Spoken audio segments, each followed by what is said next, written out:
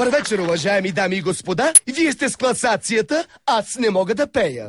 Третото място е за най-пластичния изпълнител. Следващият изпълнител се учил сам, като е слушал най-добрите певци в света според него. Демис Русос и Модърн Толкинг.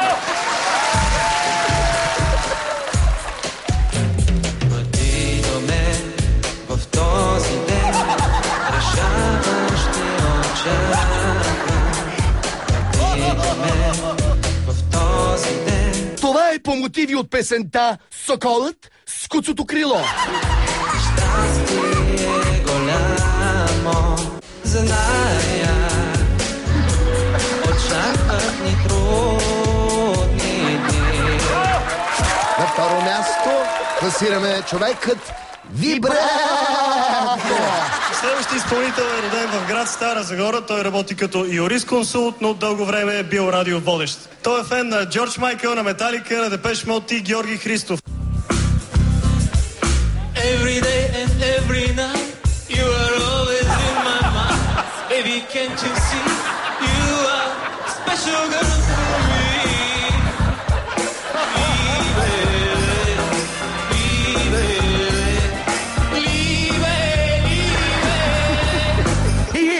Не стръгнах от това вълче Вибрато. На пълнолуние винаги му се получава.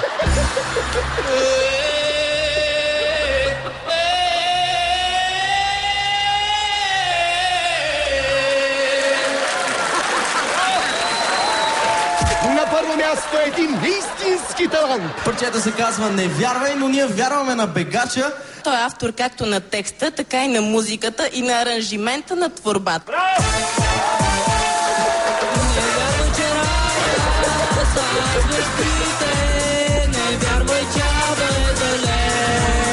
На Бегача май му бягат тоновете. Но пък спечели публиката.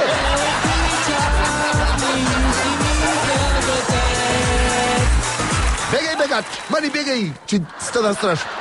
Наградата за болезнена критика присъждаме на журито!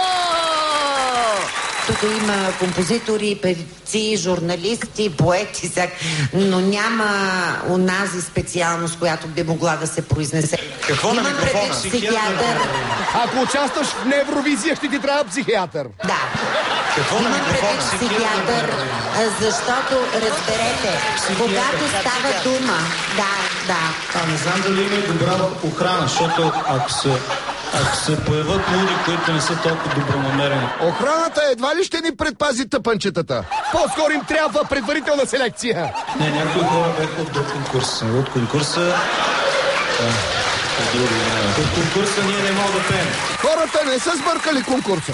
А конкурса сбърка хората. Не, някои хора бяха от друг конкурс. От конкурса...